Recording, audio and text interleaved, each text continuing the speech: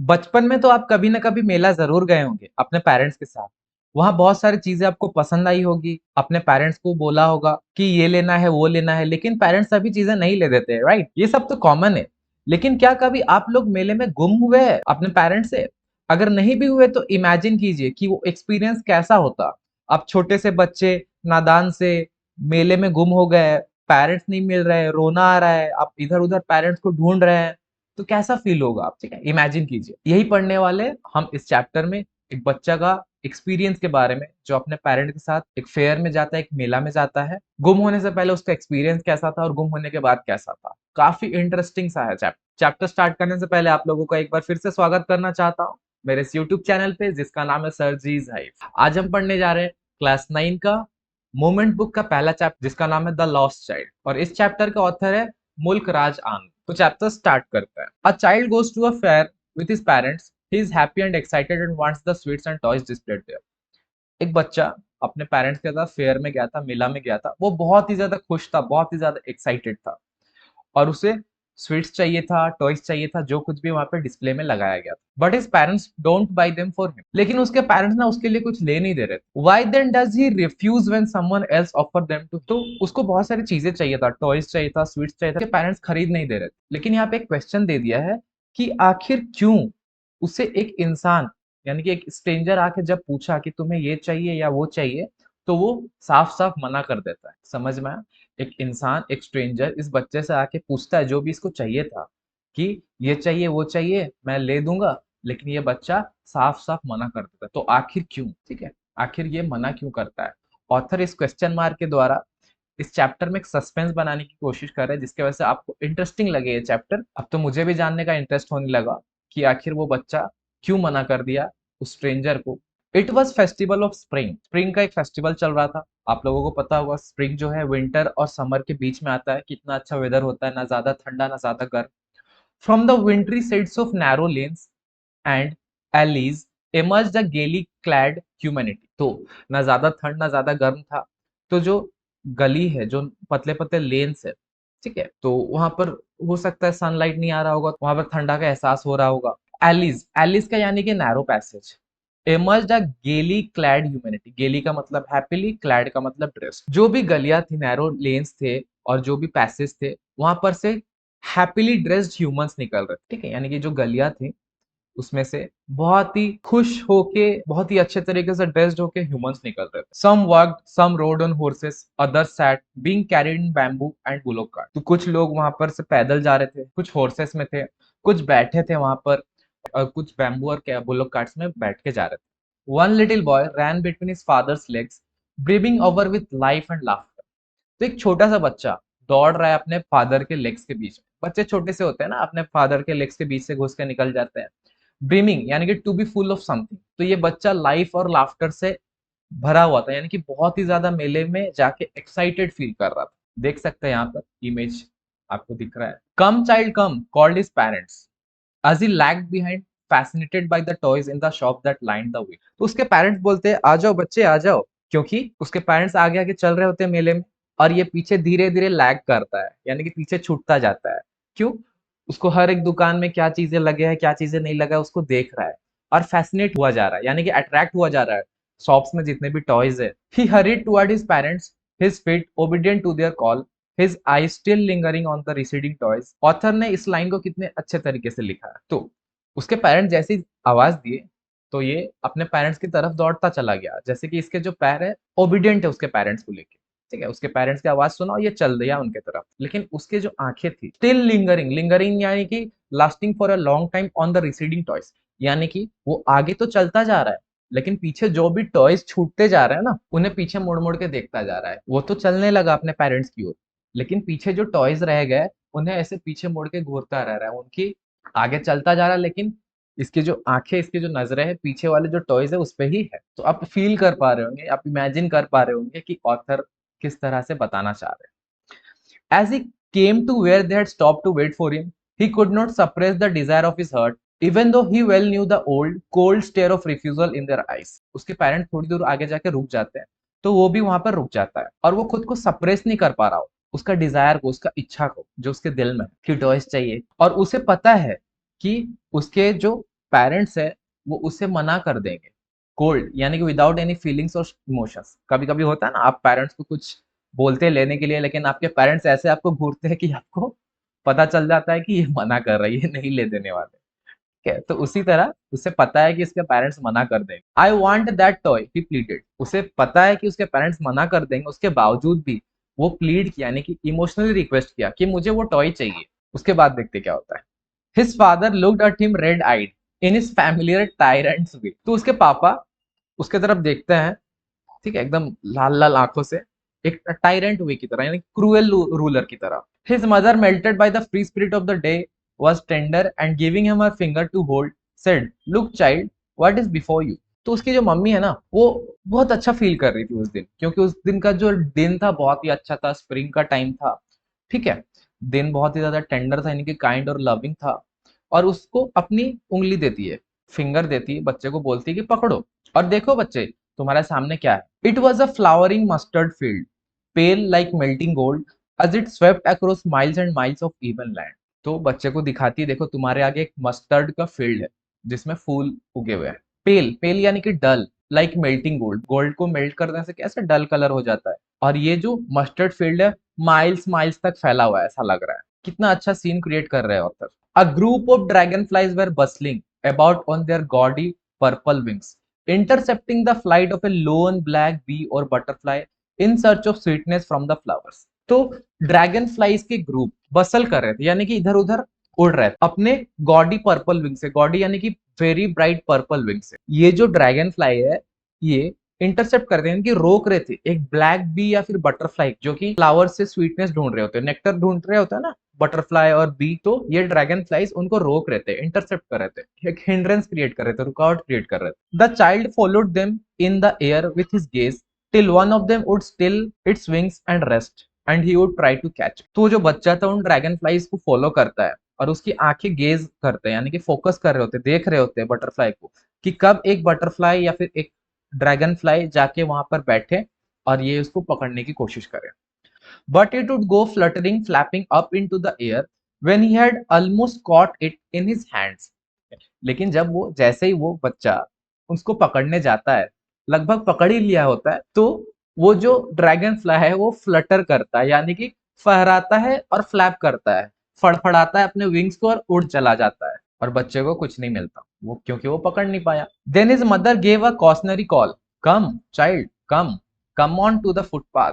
तभी उसकी मम्मी एक कॉशनरी कॉल देती है यानी कि ध्यान से सावधानी से आवाज देती है कि आ जाओ बच्चे आओ, इधर फुटपाथ की ओर आ जाओ। He ran towards his parents gaily and walked abreast of them for a while, being however soon left behind attracted by the little insect and worms along the footpath that were teeming out from their hiding places to enjoy the sunshine। तो वो अपने parents की ओर दौड़ता है, तो अपने parents की ओर गेली यानी कि हैप्पीली दौड़ता है एंड वॉक्ड abreast और साइड बाय साइड चलने लगता है, ठीक है, सेम वे में फेस करते हुए। लेकिन थोड़ी देर के बाद उसको छोटे छोटे इंसेक्ट्स मिल जाते हैं और वर्म्स मिल जाते हैं उसी फुटपाथ में, उसी रास्ते में जहां पर से वो जा रहा था। दैट वर टीबिंग आउट यानी कि जो इंसेक्ट्स और वर्म्स निकल रहे थे उनके हाइडिंग प्लेसेस में ताकि वो सनशाइन को एंजॉय कर सके। Come child come, his parents called from the shade of a grove when they had seated themselves on the edge of a well. He ran towards them. तभी उसके parents की आवाज आ जाता है कि आ जाओ बच्चे। और उसके पेरेंट जो थे एक ग्रुप यानी कि ग्रुप ऑफ ट्रीज के नीचे बैठे हुए थे छाव में, और वो एक कुएं के किनारे में था और वो बच्चा उनके ओर भागा चला आता है। A shower of young flowers fell upon the child as he entered the grove। तो जैसे ही वो बच्चा ग्रोव में जाता है यानी कि जो ग्रुप ऑफ ट्रीज थे उसके नीचे जो छांव था वहां पर जाता है तो उसके ऊपर फ्लावर्स गिरने लगते। And forgetting his parents he began to gather the raining petals in his hand. और वो भूल जाते कि उसके पेरेंट्स उसे बुला रहे हैं और वो क्या करता है अपने हाथों में जो पेटल्स गिर रहे होते हैं फ्लावर्स के पंखुड़िया उसे अपने हाथों में पकड़ने की कोशिश करने लगता है, इकट्ठा करने लगता। But low he heard the cooing of doves and ran towards his parents shouting the dove the dove the raining petals dropped from his forgotten hands। तभी क्या होता है वो जब पेटल्स को पकड़ रहा होता है वो डव्स का कूइंग का आवाज सुनता है यानी कि डव जो आवाज निकाल रहे होते हैं उसका आवाज सुनता है और अपने पेरेंट्स की ओर दौड़ा चला जाता है।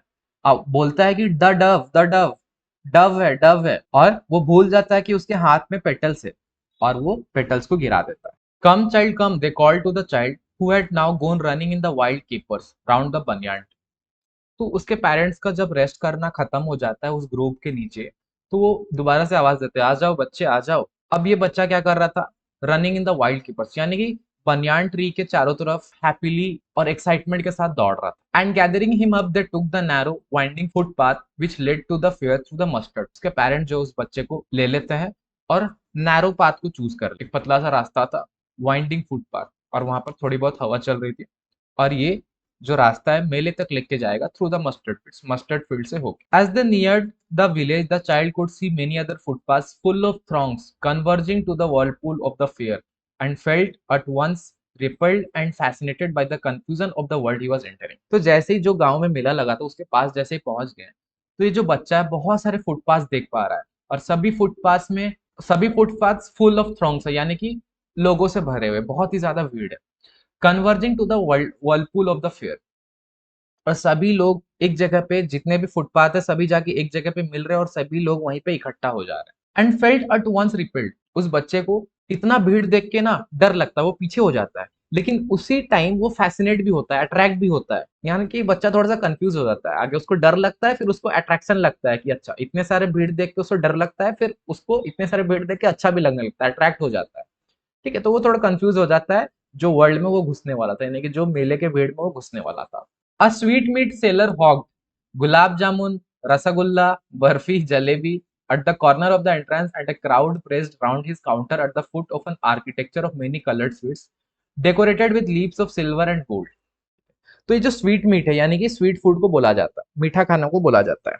तो एक सेलर जो था वो चिल्ला रहा था, आवाज दे रहा था, एक सेलर जोर जोर से बोल रहा था, गुलाब जामुन ले लो, रसगुल्ला ले लो, बर्फी ले लो, जलेबी ले लो। ठीक है, एक एंट्रेंस के कॉर्नर में, और वहां पर बहुत ही ज्यादा भीड़ इकट्ठा हुआ था, और वहां पर वो उस बच्चे को बहुत सारे कलर्ड स्वीट्स देखने को मिले, और वो सिल्वर और गोल्ड के लीफ से डेकोरेट किया गया था। The child stared open eyed and his mouth watered for the barfi that was his favourite. तो जो बच्चा है घूरता है अपने दोनों आंखों से उसका फेवरेट स्वीट जो कि बर्फी था उसको, और बर्फी को देख के उसके मुंह में पानी आ जाता है। आप लोगों के साथ भी होता होगा, आपका अपना फेवरेट खाना या फिर स्वीट देख के मुंह में पानी आ जाता होगा। आप लोग भी मुझे कमेंट में बताइए कि आप लोगों का फेवरेट स्वीट कौन सा है। मेरा तो काजू कतली है। I want that barfi slowly murmured, तो वो धीरे से बोलता है मुझे वो बर्फी चाहिए। But he half new as he begged that his plea would not be heeded because his parents would say he was greedy, so without waiting for an answer he moved on। ठीक है, वो धीरे से बोलता है मुझे बर्फी चाहिए, लेकिन उससे आधा पता था कि ये जो प्ली करेगा, जो रिक्वेस्ट करेगा, जो बेग करेगा अपने पेरेंट्स से, ठीक है, उसके पेरेंट्स हीड करेंगे, यानी कि उसको अटेंशन नहीं देंगे और ऐसे बोलेंगे कि तुम ग्रीडी होते जा रहे हो। तो वो अपने पेरेंट्स से आंसर को वेट नहीं किया, बस मूव ऑन कर लिया, आगे चला गया। A flower seller hawked a garland of gulmohar, a garland of gulmohar, जैसे वो आगे चला गया वहां पर एक फ्लावर बेचने वाला था, और वो गुलमोहर का गार्लैंड बना के बेच रहा था। गार्लैंड तो पता होगा, फूलों का माला या फिर हार। The child seemed irresistibly drawn, he went towards the basket where the flowers lay heaped and half murmured. तो जो बच्चा है ना रेजिस्ट नहीं कर पाता और चले जाता है कहाँ पर, बास्केट की ओर चला जाता है जहां पर फ्लावर्स को हीप बना के रखा गया था, यानी कि थाक में रखा गया था। एंड हाफ मर्मर्ड, और फिर से मरमर करता है, आई वांट दैट गार्लैंड, मुझे वो garland. But he well knew his parents would refuse to buy him those flowers because they would say that they were cheap, so without waiting for answer he move. लेकिन उसे अच्छे से पता था उसके parents उसे मना कर दें कि इन फ्लावर्स को मत लो, क्योंकि ये बहुत ही ज्यादा सस्ते और बहुत ही जल्दी खराब हो जाएंगे, फिर क्या होगा ये फिर से ये दोबारा अपने पेरेंट्स से कोई भी आंसर का वेट नहीं करता और फिर आगे चला जाता है। A man stood holding a pole with yellow, red, green and purple balloons flying from it. जैसे वो आगे जाता है देखता है कि एक इंसान एक पोल को पकड़ा हुआ है, और उस पोल में yellow, red, green, purple colour के बलून्स लगे हुए हैं और उस पे उड़ रहे हैं मस्त। The child was simply carried away by the rainbow glory of their silken colors and he was filled with an overwhelming desire to possess them all। ये जो रंग बिरंगे बलून्स थे उसको देख के वो अट्रैक्ट हो जाता है एकदम से, और उसके जो कलर्स थे बहुत ही ज्यादा अट्रैक्टिव थे बलून्स के, वो बहुत ही ज्यादा ओवरवेलम हो जाता है, यानी कि बहुत ही ज्यादा उसको डिजायर होता है कि ये सभी बलून्स वो ले ले। But he well knew his parents would never buy them the balloons because they would say he was too old to play with such toys. लेकिन उसे पता था कि उसके जो पेरेंट्स है बलून को भी नहीं ले देंगे, क्योंकि उसके पेरेंट्स बोलेंगे कि तुम तो अब बहुत बड़े हो गए हो, इन बलून से क्या खेलोगे। तो दोबारा से वो बेचारा बच्चा आगे वॉक करने लगता है। So he walked on further, तो वो बेचारा आगे चलने लगता है। A snake charmer stood playing in a flute to a snake which coiled itself in a basket. तो एक स्नेक चार्मर था, वो एक बास्केट लेके था जिसमें एक स्नेक था, तो वो जैसे फ्लूइड बजाता है, वो जो स्नेक कोइल्ड होकर उस बास्केट के अंदर है वो निकलता है। आप लोग देखे ही होंगे। Its head raised in a graceful bend like the neck of A swan. तो जो फ्लूइड बजा, तो जो सांप निकला ना, तो उसका जो हेड है बहुत ग्रेसफुल तरीके से बेंड हुआ, यानी कि बहुत ही स्मूथ और कंट्रोल तरीके से बेंड हुआ, जैसे कि एक स्वैन का नेक होता है। स्वैन एक बर्ड होता है, आप लोग देखे होंगे। उसका गर्दन, उसका जो नेक है कैसे बेंड होता है, तो इसी तरह का बताया जा रहा है स्नेक का। While the music stole into its invisible ears like the gentle rippling of an invisible waterfall. Snake के जो कान है दिखते हैं क्या, नहीं इनविजिबल होते हैं। तो जो म्यूजिक है ना उसके इनविजिबल कानों में ऐसे जा रहा था जैसे कि एक रिपल क्रिएट हो रहा हो। रिपल पता है ना, पानी में अगर आप कुछ डाल देते हो तो एक सर्कल वे में बनता है, गोल गोल गोल गोल। तो ये जो म्यूजिक है उसके कानों में जा रहा था, जो कि इनविजिबल था क्योंकि स्नेक का कान नहीं दिखता। और यही म्यूजिक एक रिपल इफेक्ट बना रहा था, यानी कि इसी म्यूजिक को सुन के जो सांप है ना वो अपने गर्दन को हिला रहा था। यहाँ पर कुछ वाटरफॉल वगैरह है नहीं, बस उसको समझाने के लिए दिया गया है। The child went towards the snake charmer, but knowing his parents had forbidden him to hear such coarse music as the snake charmer played, he proceeded further. बच्चा तो चाहता था कि ये जो स्नेक चार्मर उसके पास जाए, लेकिन उसके पेरेंट्स उसे मना किए थे कि ये जो कोर्स म्यूजिक यानी कि जो अनप्लीजेंट सा म्यूजिक है इसको ना सुने। तो वो आगे चला गया। There was a roundabout in a full swing, men women and children carried away in a whirling motion, shrieked and cried with dizzy laugh. तो जो राउंड अबाउट है यानी कि जो झूले होते हैं ना गोल चक्कर, वो था वहां पर। और उस झूले में मेन वुमेन चिल्ड्रन सभी लोग बैठे थे, और एक whirling मोशन, गोल गोल मोशन में वो झूल रहे थे। shrieked and cried with dizzy laughter, यानी कि जोर जोर से चिल्ला रहे थे एक्साइटेड होके, और रो भी रहे थे कुछ क्योंकि डर लग रहा होगा उन्हें। विद डिजी लाफ्टर, डिजी यानी कि उनको थोड़ा सा चक्कर टाइप का लग रहा होगा, लेकिन फिर भी हंस रहे हैं। होता है ना गोल गोल घूमने से कैसा फील होता है, लेकिन फिर भी ये मजे उठा रहे पूरा। The child watch them intently and then he made a bold request, I want to go on the roundabout please father mother. ये बच्चा जो है पूरा इंटेंटली देख रहा होता है, यानी कि फोकस के साथ ध्यान के साथ देख रहा होता है इस झूले को, और इसका मन होता है कि इसको डिजायर होता है कि इस झूले में बैठे। इससे रहा नहीं जाता और बोल देता है कि मुझे उस झूले में जाना है, please father mother. There was no reply. He turn to look at his parents, तो उसके पापा मम्मी कुछ भी रिप्लाई नहीं देते, तो वो पीछे मुड़ता अपने पेरेंट्स को देखने के लिए। They were not there ahead of him, तो जैसे वो पीछे मुड़ा तो उसके पेरेंट्स नहीं थे।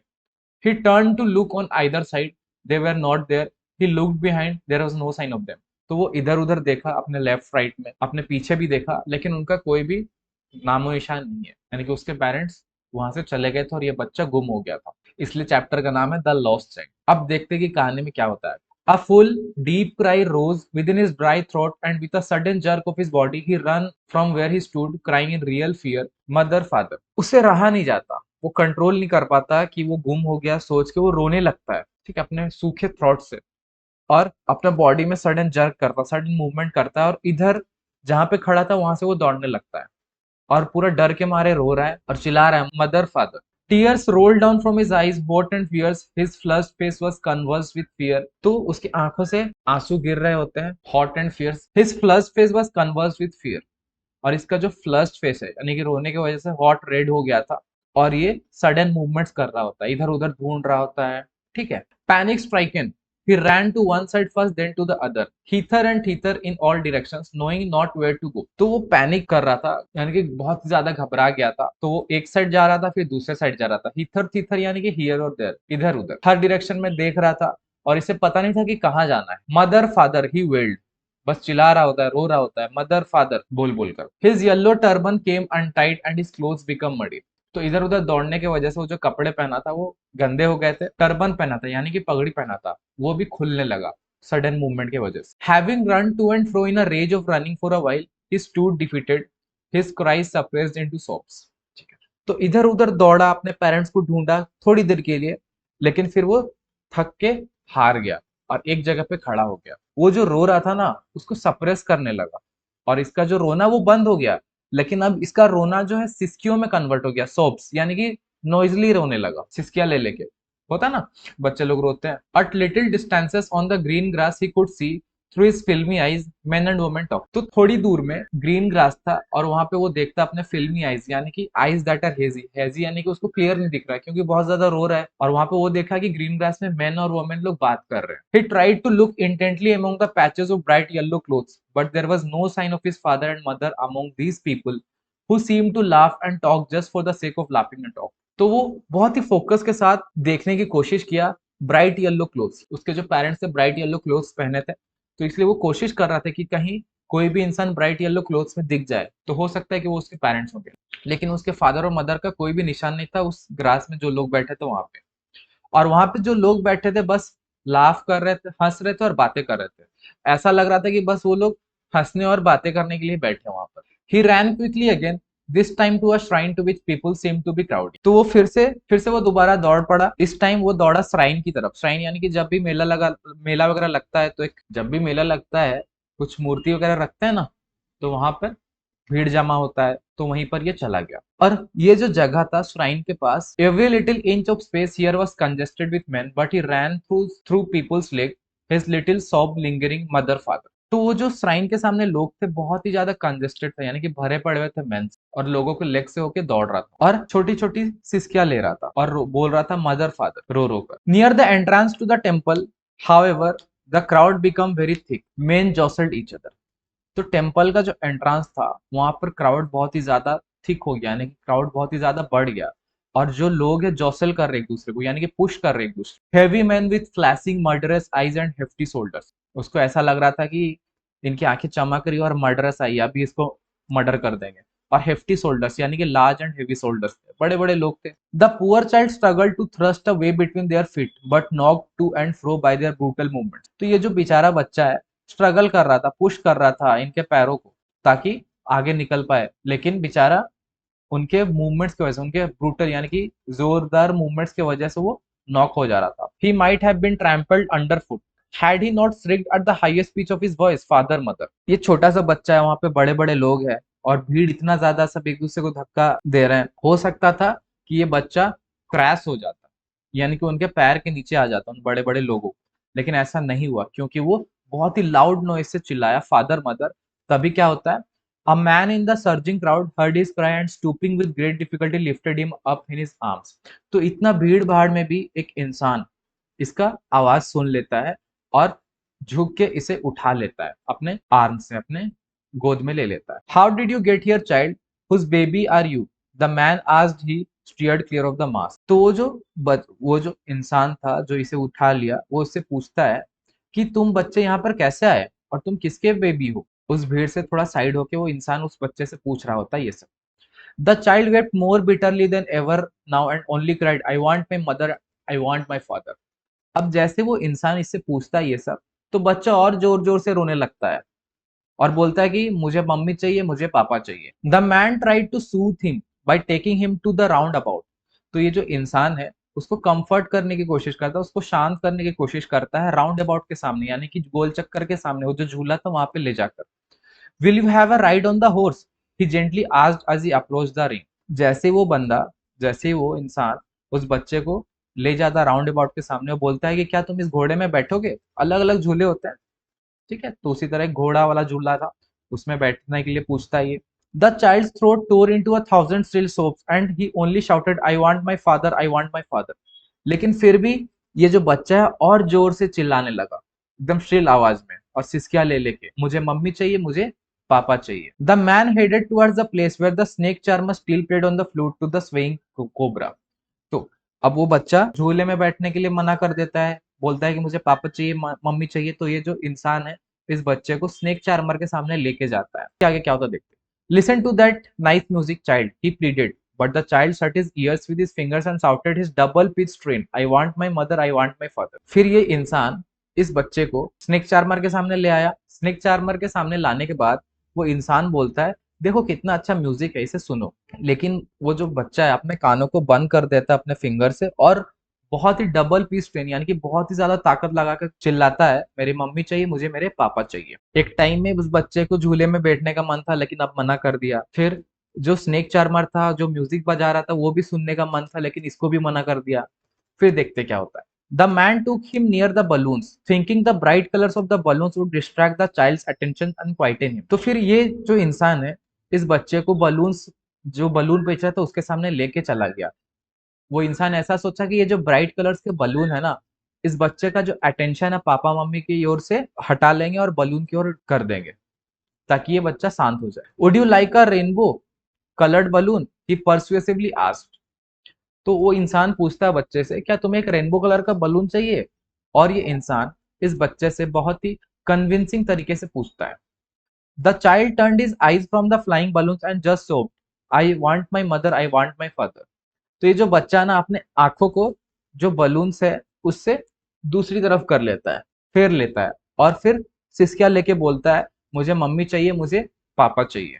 The man still trying to make the child happy bore him to the gate where the flower seller sat, look can you smell those nice flowers child.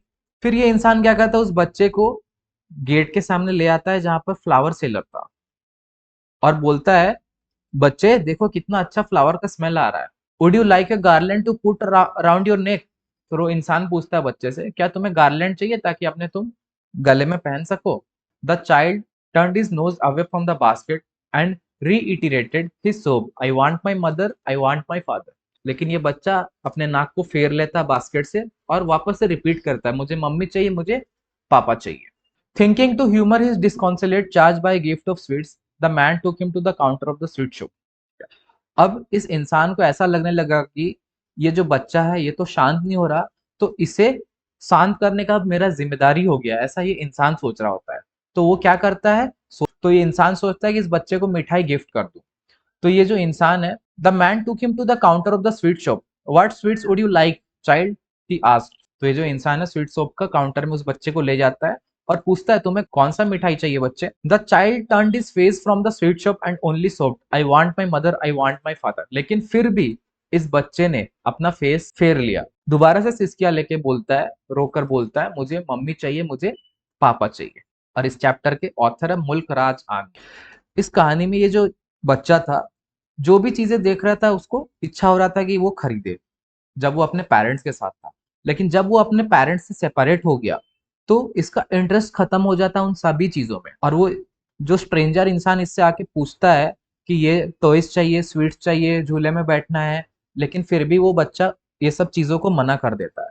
तो इस चैप्टर से हमें ये समझ आता है कि सबसे इंपॉर्टेंट पार्ट एक बच्चे के लाइफ में उसके पेरेंट्स होते हैं, इसलिए पेरेंट्स को रेस्पेक्ट देना चाहिए और वैल्यू करना चाहिए। क्योंकि अगर हमारे पास हमारे पेरेंट्स नहीं है तो हम लोग डेफिनेटली लॉस्ट हो जाएंगे, खो जाएंगे, हमें कोई भी चीज में इंटरेस्ट नहीं लगेगा। काफी अच्छे तरीके से मुल्क राज आनंद ने इस चैप्टर को लिखा है और काफी अच्छे अच्छे लाइंस लिखे जिसकी वजह से आपके दिमाग में एक इमेज क्रिएट हो रहा है। तो यही था हमारा chapter a lost child. I hope आपको वीडियो अच्छा लगा हो। वीडियो अच्छा लगा हो तो लाइक कीजिए और बाकी क्लास 9 के चैप्टर्स के वीडियो एक्सप्लेनेशन का लिंक मैं डिस्क्रिप्शन में दे दूंगा। उम्मीद करता हूं आप उसे भी जाके जरूर देखिएगा। तो जल्दी मिलते हैं एक नए वीडियो के साथ, तब तक के लिए गुड बाय, टेक केयर, पढ़ाई करते रहिए, साथ साथ मजे भी करते रहिए। टाटा।